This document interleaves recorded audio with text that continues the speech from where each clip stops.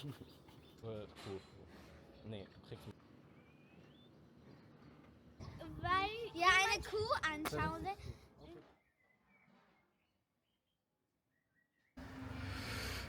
স্বাগতম সবাইকে।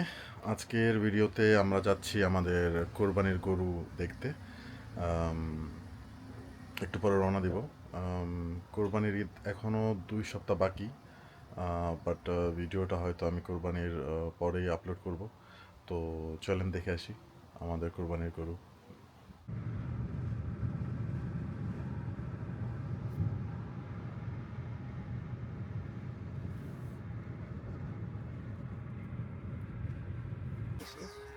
ফার্মটা আমাদের বাসা থেকে প্রায় 1 ঘন্টা দূর ছিল, অনেকটা কাউন্ট্রি সাইডে।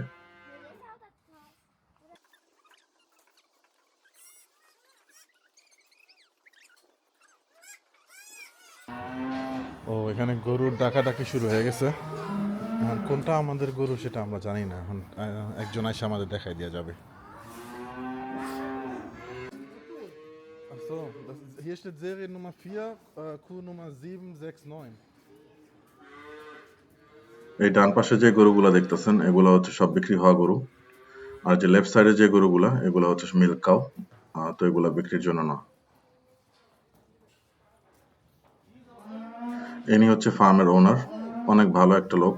সে আমাদের অ্যালাউ করলো পুরো ফার্মটা ঘুরে দেখতে, বাচ্চাদেরও বললো যে ঘুরে দেখো। Wie alt sind die jetzt? Halbes Jahr. সাথে একটা ইন্টারন্যাশনাল এয়ারপোর্ট আছে, তো প্লেন ওঠানামা করতেছে।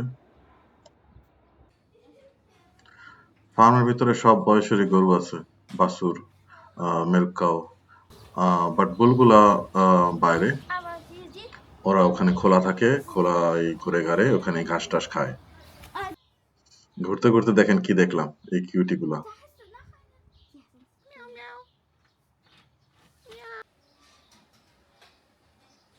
এগুলা মিল্ক কাউ, কিন্তু এগুলার বয়স একটু কম।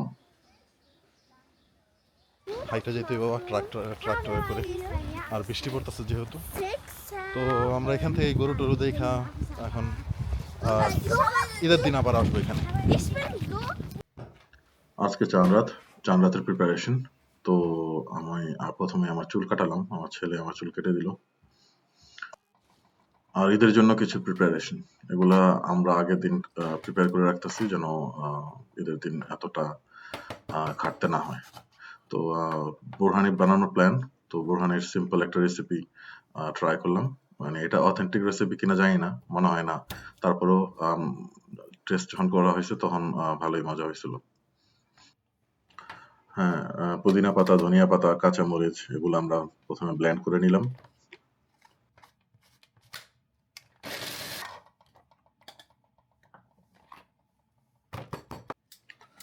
আর টক দই, মেইন জিনিস তো এটাই।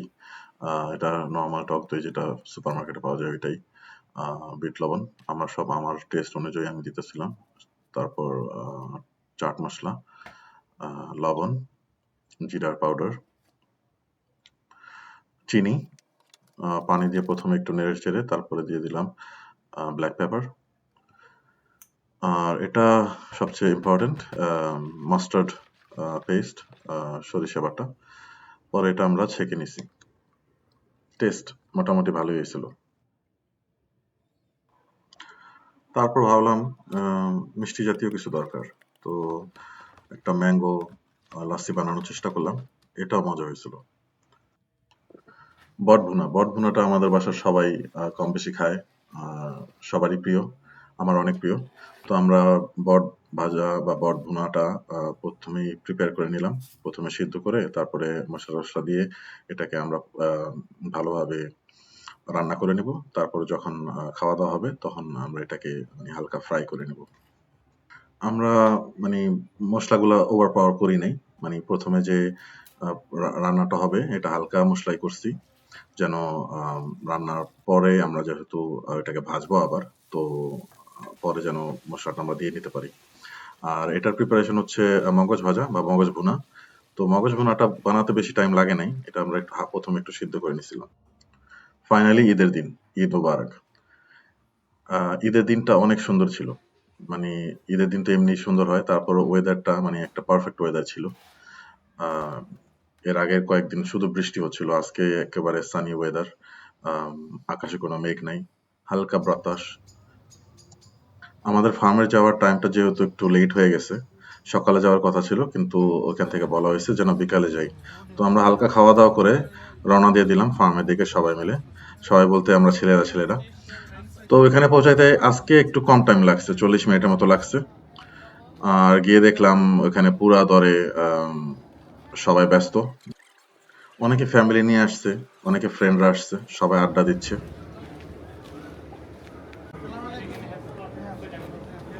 আমাদের সবার কোরবানি কবুল হোক, এটাই আমরা দোয়া করি। আর এটা আমাদের কোরবানির গরু। আর এখানকার সিস্টেমটা হচ্ছে এখানেই স্লটার করে দেয়, মানে এখানেই কোরবানি হবে, তারাই মাংস একেবারে ভাগ করে দিবে, একেবারে ছোট ছোট পিস করে দেয়। তো এখানে নিজেদের কিছু করতে হয় না, মানে যার নাম্বার হিসাবে ডাকা হয়, টাইম দেওয়া থাকে, তো তাদের ওই টাইম অনুযায়ী তারা এসে নিয়ে যায়। আর বাসায় নেওয়ার পর নিজেদের ইচ্ছা অনুযায়ী পিস করে মানে তারপরে 3 ভাগ করতে পারবেন।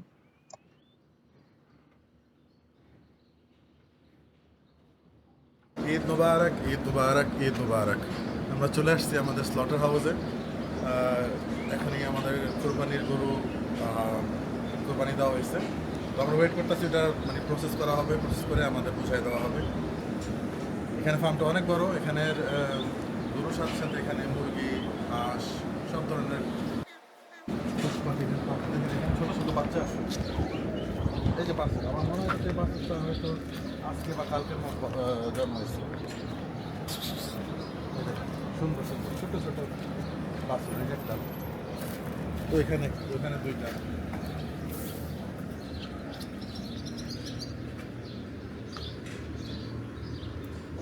এদিকে তখন বিলের বাচ্চা দেখাই।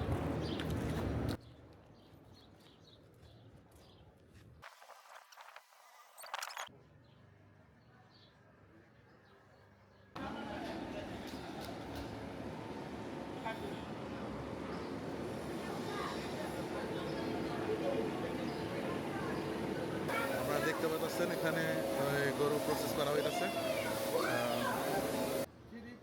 দারুণ গরমের একটা দিন ছিল ওই দিন।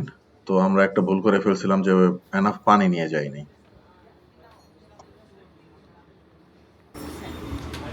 এখানে দুধ কেনার চায় গরুর থেকে 1 লিটারের দাম হলো 10 ইউরো, না 80 সেন্টস। যে ভয়েস ওভারটা শুনলেন ওটা আমার ছোট ভাইয়া ছিল, এই যে সে। ওই দিন তার দায়িত্ব ছিল ভিডিও করার। তো ভিডিও ছেড়ে সে এখানে মাঠে এসে গরুদের সাথে খেলতেছে আর এই সেলফি নিচ্ছে। আর গরুগুলা অনেক ফ্রেন্ডলি, এগুলা দেখতে বড় দেখলেও এগুলা কিন্তু বাছুর। তো আমাদের ফলো করতেছিল, আবার দৌড় দিতেছিল। হাউস থেকে একজন বের হয়ে এসে গরুর নাম্বার বললো আর বললো 5 মিনিটের মধ্যে রেডি থাকতে। 5 মিনিট পর ওই গরুর ডিস্ট্রিবিউট করা হবে। এই যে এইভাবে একেবারে প্যাকেট করে দেয়। আপনি জাস্ট এখান থেকে উঠাবেন, গাড়িতে নিয়ে বাসায় চলে যাবেন। তো এই সিস্টেমটা আমার কাছে একটু বেটার লাগছে। এখানে আরেক ধরনের সিস্টেম আছে যেখানে আপনার মানে আপনার মিট আপনি নিজে কাটবেন, ওইটাও অনেকে করে, বাট এই জিনিসটা আমার কাছে বেটার লাগছে। এবারে ছোট বাছুরগুলাকে দুধ খাওয়ানো হচ্ছে। তো ইন্টারেস্টিং লাগলো, গিয়ে জিজ্ঞেস করলাম বাছুরগুলার বয়স কত। সে বলল মাত্র 3 দিন। Unterschiedlich. Das ist das Jüngste. Das ist 3 Tage alt. 3 Tage। তো আমরা বাসায় এসে মাংস প্রিপেয়ার করে ভাগাভাগি করে ফেললাম। ওইটা আরেকটা ভিডিও আছে, শর্ট ভিডিও, ওইটা চ্যানেলে আছে, ওইটা দেখতে পারেন আপনারা। ফার্মেই আমাদের অর্ধেক দিন চলে গেছে, তো আমরা একটু লেট হয়ে গেছি।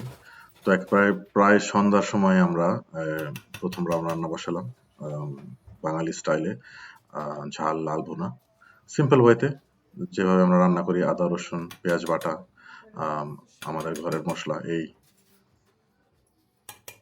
মশলাদার, মানে একটু ঝাল ঝাল করে রান্না করছিলাম। এই যে ছোট ছেলে কাজ করবে কি, সে তো পোজ দিতে দিতেই বিজি। রান্না রেডি, মানে দারুণ একটা স্মেল বেরোয়েছে। মানে আমরা সবাই জানি কোরবানির মাংসের টেস্ট ডিফারেন্ট হয়, স্মেল ডিফারেন্ট হয়। নর্মালি যে বাসায় রান্না বান্না হয় মানে ওইটার থেকে মানে 5-6 গুণ টেস্টি হয়, মানে ওইটা ডিসক্রাইব করা যায় না, মানে ওইটার মানে ঘ্রাণও কয়েকদিন খাওয়ার পরও মানে নাকে ঘুরতে থাকে, হাতে লেগে থাকে। বসলাম খেতে। আম, সবাই বসে অনেক টায়ার্ড হয়ে গেছিলাম সবাই। তো অনেকক্ষণ টাইম নিয়ে আস্তে আস্তে আমরা গল্প করতে করতে খেলাম। অনেক সুন্দর একটা দিন কাটলো। অনেকদিন পর আমরা মানে এত এনজয় করলাম। একেবারে পুরা কোরবানির একটা ভাইব পেলাম। ফার্মে অনেক টাইম লাগার পরও আমার মানে এখন বসে যে ভয়েস ওভার দিচ্ছি ভাবতেই মানে ভালো লাগতেছে যে মানে দিনটা কিভাবে কাটছে। তো আপনাদের সবার কোরবানি কবুল হোক। ঈদ মোবারক।